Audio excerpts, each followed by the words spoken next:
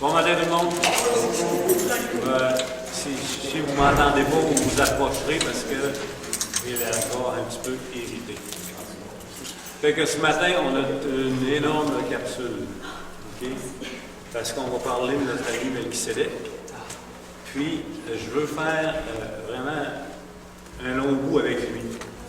Puis à la fin, on gardera vos questions en note, puis tout ça. Quitte à y en revenir dans une autre semaine. Mais si on le coupe trop, là, ça va être dur d'avoir tout le beat. J'espère que vous avez été lire Genèse 14, OK? Puis au moins Hébreux aussi, chapitre 7. Il y avait Josué 10, 1 aussi. Un petit cue là-dessus. C'est bon? Vous êtes prêts? Oui. OK. Melchisédek. Premièrement, c'est un personnage énigmatique. C'est un personnage qui est mystérieux. Okay? Il apparaît soudainement dans les Écritures, puis il en disparaît autant soudainement. Okay?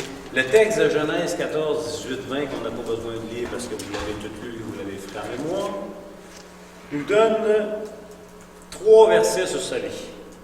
Quand même spécial. 3 versets sur la vie d'un type. Comment il faut voir le passage de Genèse 14, 18, 20? Il faut le voir comme une photographie. C'est comme si l'auteur de la Bible, qui est Dieu, a voulu nous donner une photographie d'un petit moment de sa vie, qui est Genèse chapitre 14. Clique, une photo. Et à partir de cette photo-là, on n'a pas plus, puis on n'a pas moins. On a ce qui est écrit dans cette photo-là de sa vie. OK? Fait qu'il faut le voir comme ça. Et vous allez voir que c'est vraiment volontaire de la part de Dieu d'avoir seulement 3 versets sur la vie de ce gars-là. C'est vraiment spécial, fantastique. Donc, on va l'interpréter, il faut le voir comme ça. À partir de cette photo-là, l'Épître l'auteur aux Hébreux va nous enseigner. Et encore une fois, l'auteur de l'Épître aux Hébreux, il n'ira pas au-delà de la photo d'une partie de la vie de Melchisédek. Il va aller juste à ce qui nous a été donné. C'est tellement spécial, Melchisédek, qu'il y a 3 versets dans Genèse, 1 millier d'années, ou je peux vous compter le nombre d'années plus tard, David ressort son nom dans le psaume, l'associant à Jésus-Christ, au Messie, et encore 1 millier d'années, ou je ne sais pas trop comment, l'Épître aux Hébreux, l'auteur n'en parle pendant un chapitre et demi. Tu dis tabarnouche, c'est spécial. OK? Donc, le verset 1 et 2 du chapitre 7 va répéter presque identiquement ce qui s'est passé dans Genèse chapitre 14. Il va nous parler de la définition de son nom. Encore une fois, rappelez-vous, dans les Écritures, contrairement à nous aujourd'hui, quand on donne un nom à une personne, il y a une signification. Pareil, ça a commencé avec Dieu, cette histoire-là. Quand Dieu a donné un nom à Adam, tiré de la terre, terrien, signification. Adam, quand il a donné le nom de Caïn, acquis de l'Éternel, littéralement acquis de l'Éternel, son nom.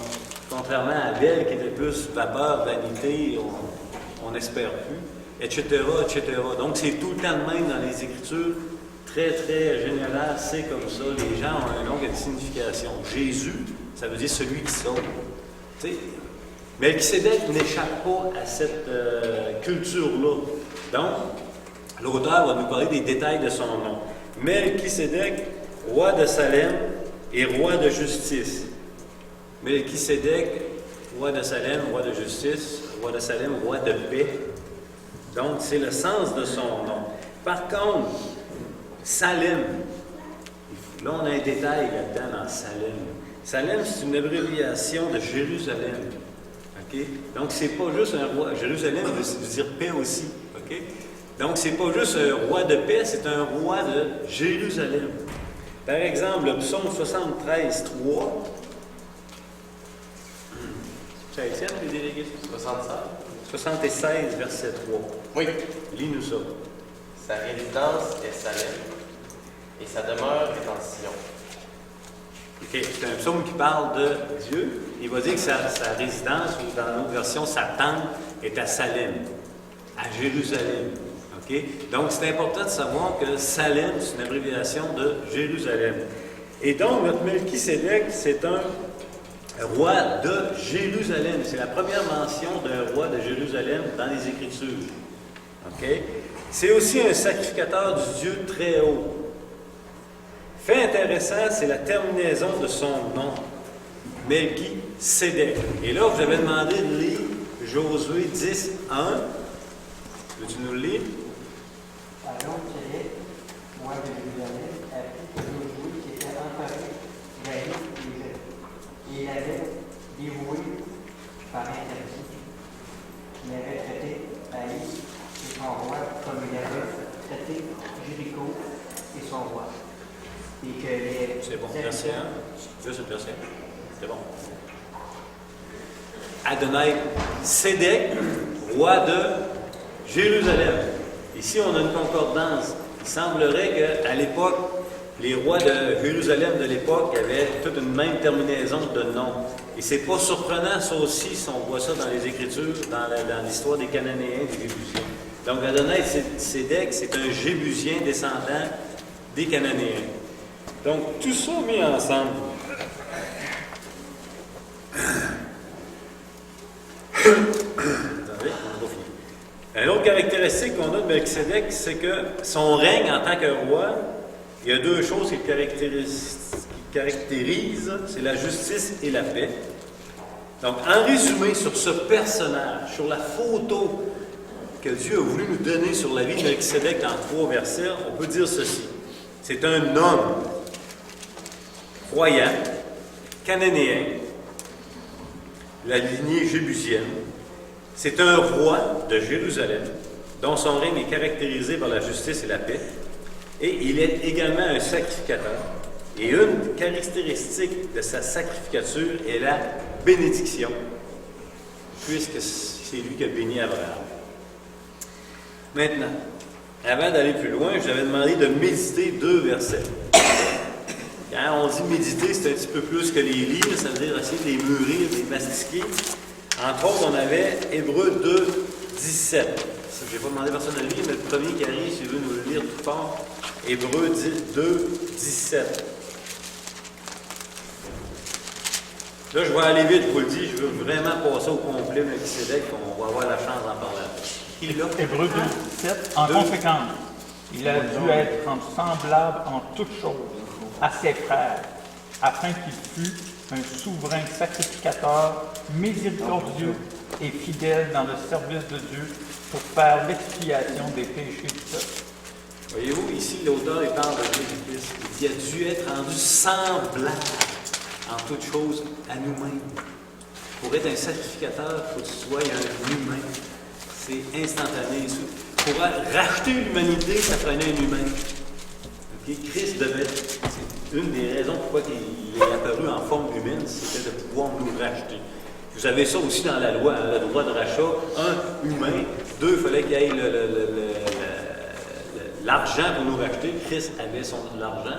Il y avait une nature sans péché. Il fallait que ce soit une base volontaire et c'est volontairement qu'il nous a rachetés.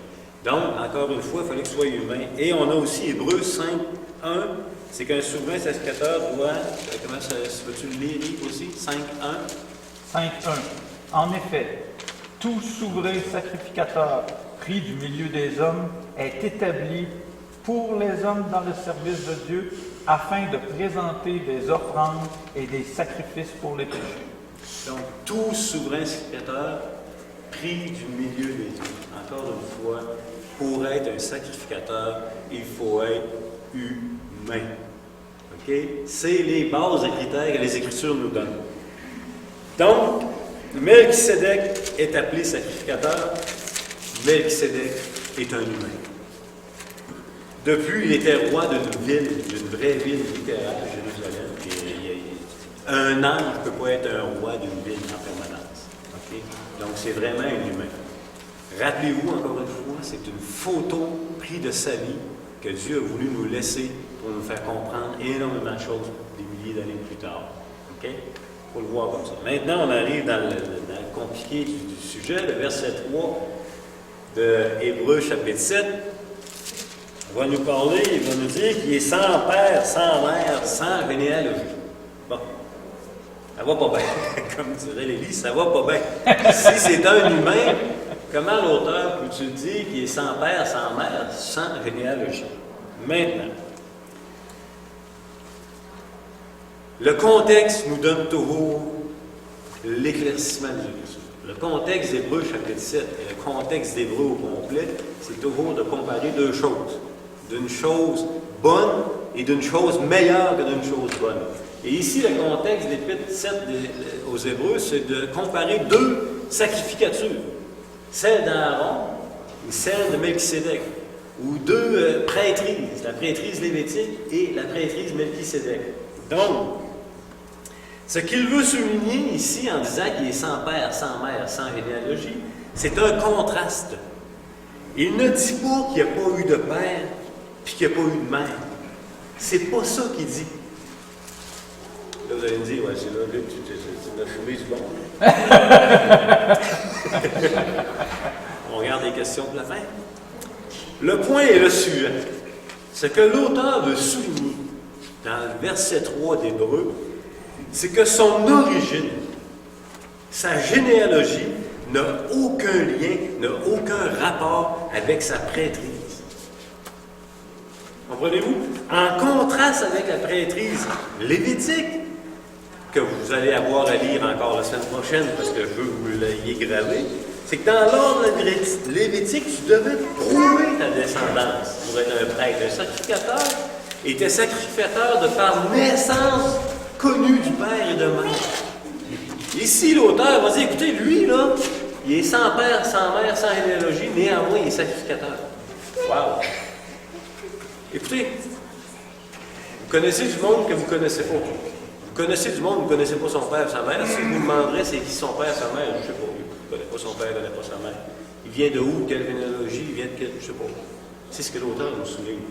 Et c'est là la beauté de Dieu. Dans les 3 versets sur la vie de Melchisédek, volontairement, Dieu a laissé un énigmatique. Et c'est volontaire parce qu'il voulait enseigner sur sa prêtrise des milliers d'années plus tard. Donc, le point est suivant. L'auteur va dire, écoutez, les gars, les croyants de l'Épître aux Hébreux, écoutez, le gars, là, il est sans père, sans mère, sans généalogie. Sa prêtrise, là, il ne la tient pas de par une descendance, contrairement à Aaron. Vous voyez le point?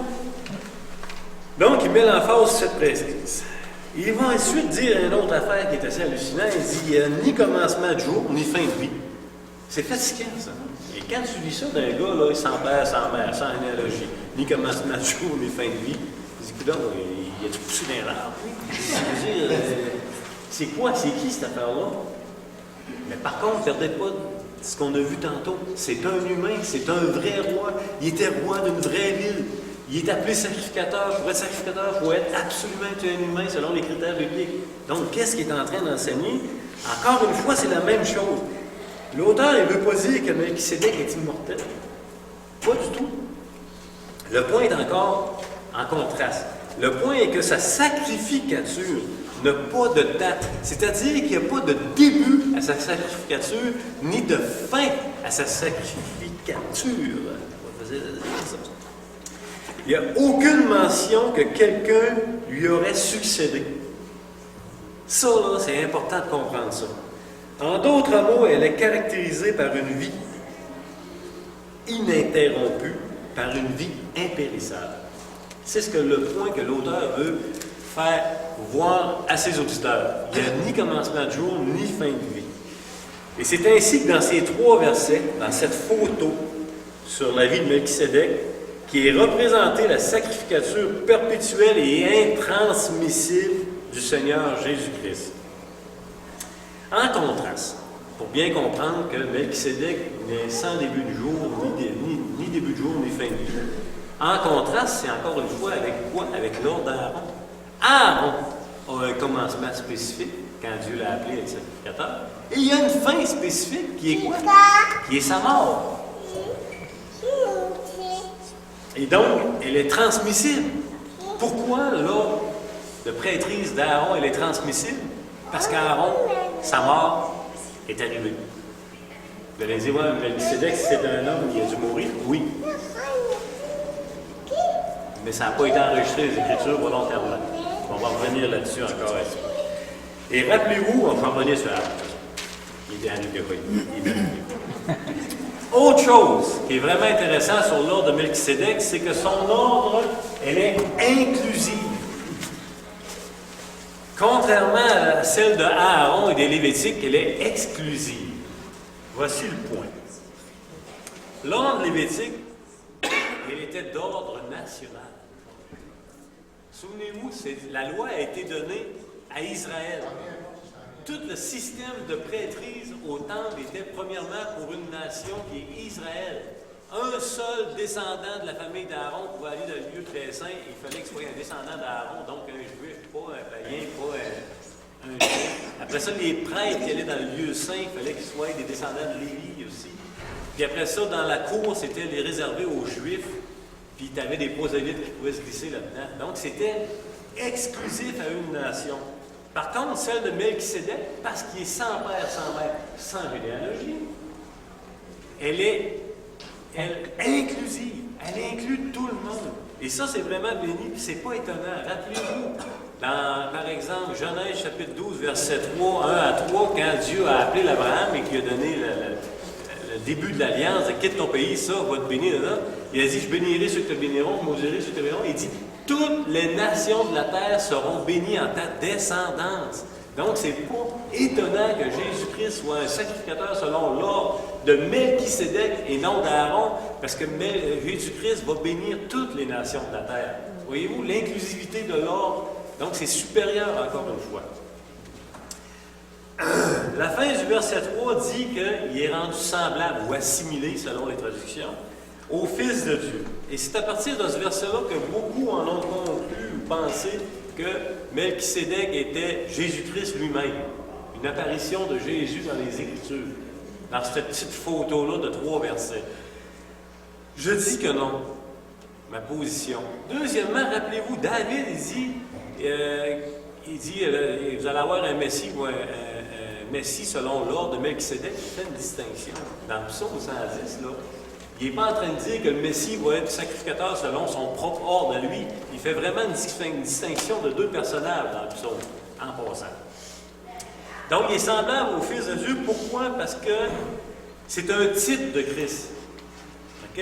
C'est-à-dire, qu'est-ce qu'un type, là, dans le plus simple? C'est quelqu'un qui possède des caractéristiques du Messie. Et Melchisédek, c'en est un. Et encore une fois, je vais vous donner 7 points. OK?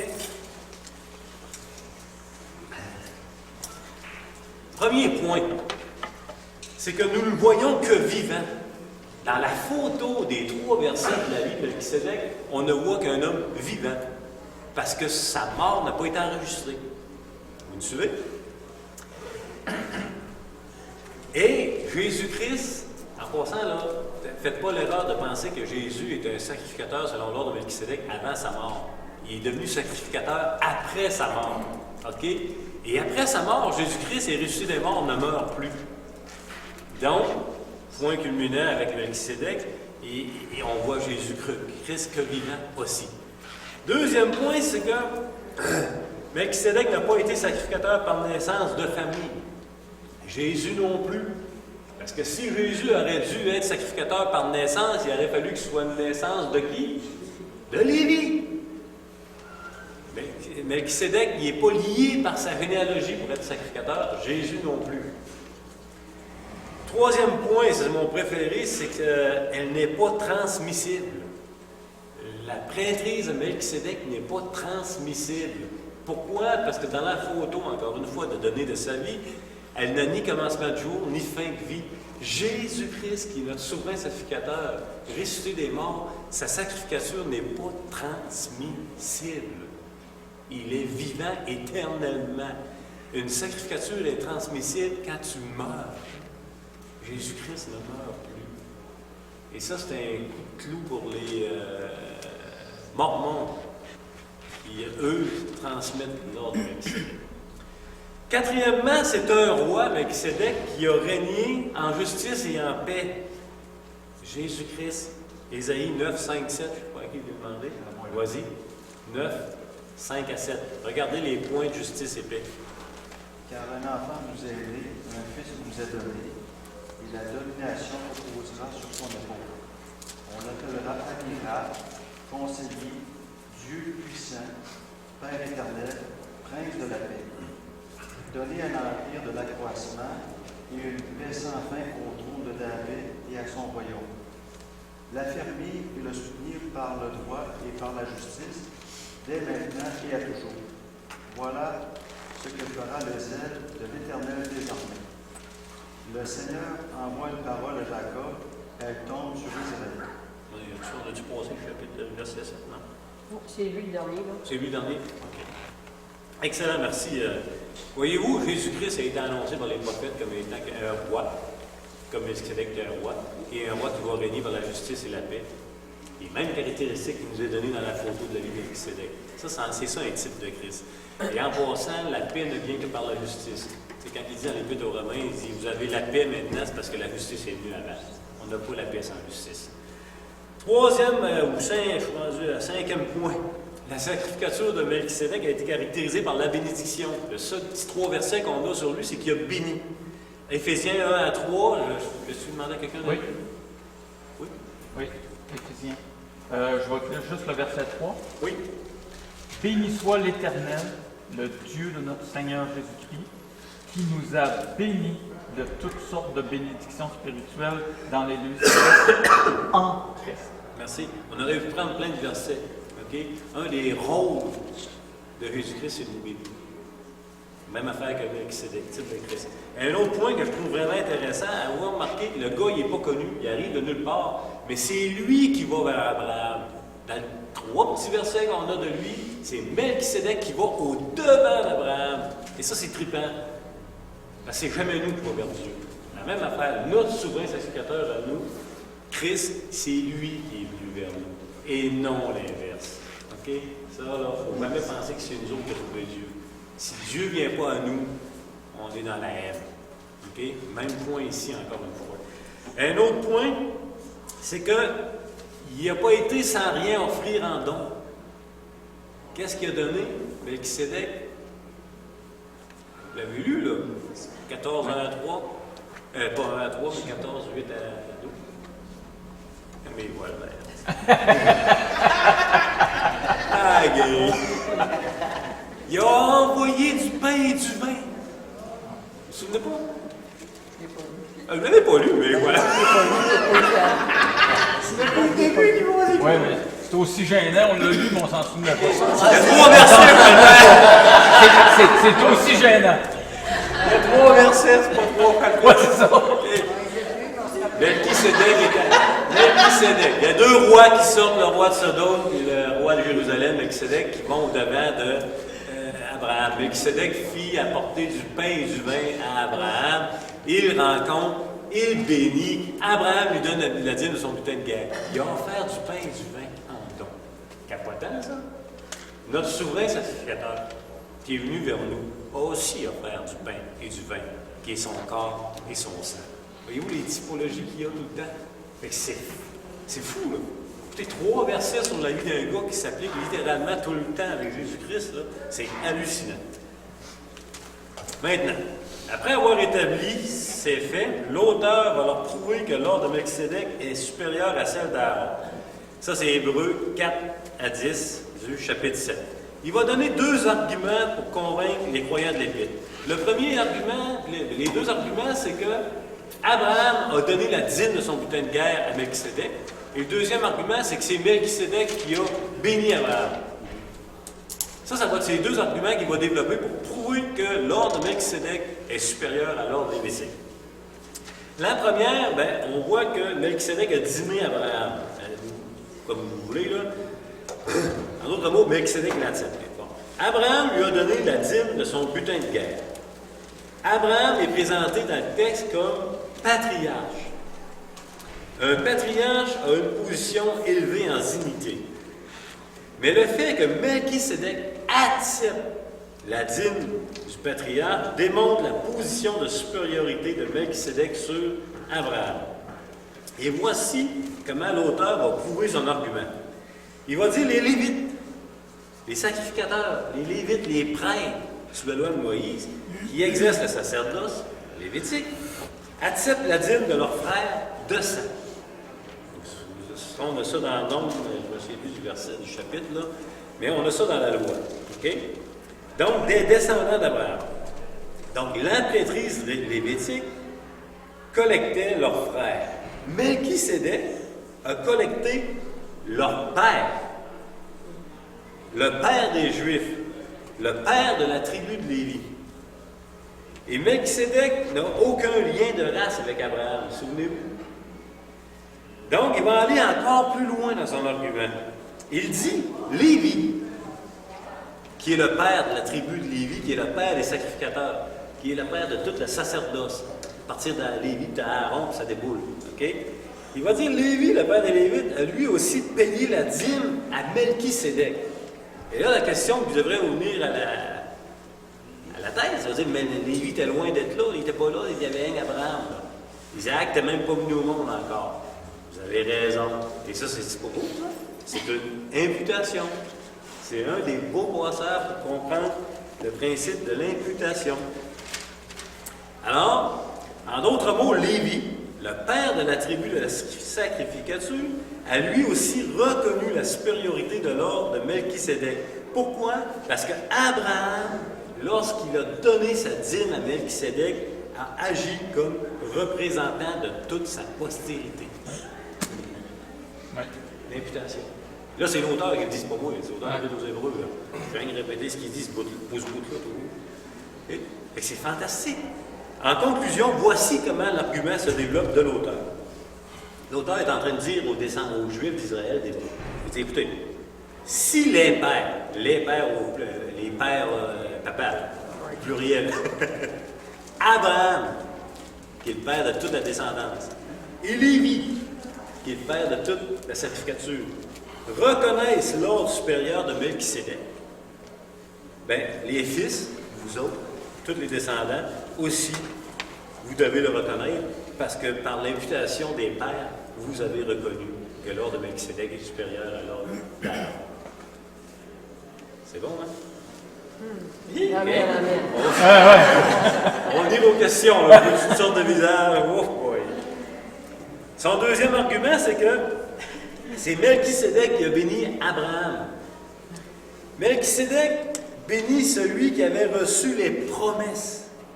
J'aimerais ça que quelqu'un tourne dans Galates 3. Souvenez-vous, en passant, la fin du chapitre 6. La fin du chapitre 6 parle de quoi? Parle d'Abraham. La promesse que Dieu a faite à Abraham, la patience d'Abraham, l'emphase est mise sur Abraham. Abraham, pour les Juifs, là, c'est pas n'importe qui. C'est celui qui a reçu les promesses de la descendance. C'est notre Père. Tu sais, c'est quelqu'un. Galates 3, 6 à 9. Je peux lire? Oui, fort, s'il vous plaît. Comme Abraham crut à Dieu et que cela lui fut imputé à justice, reconnaissez donc que ce sont ceux qui ont la foi qui sont fils d'Abraham. Aussi l'Écriture, prévoyant que Dieu justifierait les païens par la foi, a d'avance annoncé cette bonne nouvelle à Abraham. Toutes les nations seront bénies en toi. De sorte que ceux qui croient sont bénis avec Abraham le croyant. Merci. Encore une fois, on a une répétition de Genèse 12, 1 à 3. Toutes les nations de la terre. C'est à Abraham que cette promesse-là a été donnée. Et lui, Melchisédek, bénit celui qui avait reçu les promesses. Celui qui est béni est supérieur à celui qui reçoit la bénédiction. Maintenant, c'est à chaler un petit peu. En tant que pasteur, par exemple, moi, là, que je bénis quelqu'un, je ne suis pas supérieur. Tombez pas dans le panneau de penser que c'est une supériorité morale ou personnelle. OK? Ça n'a rien à voir avec la moralité ou l'état personnel. Ça a tout à voir avec un rang et une position.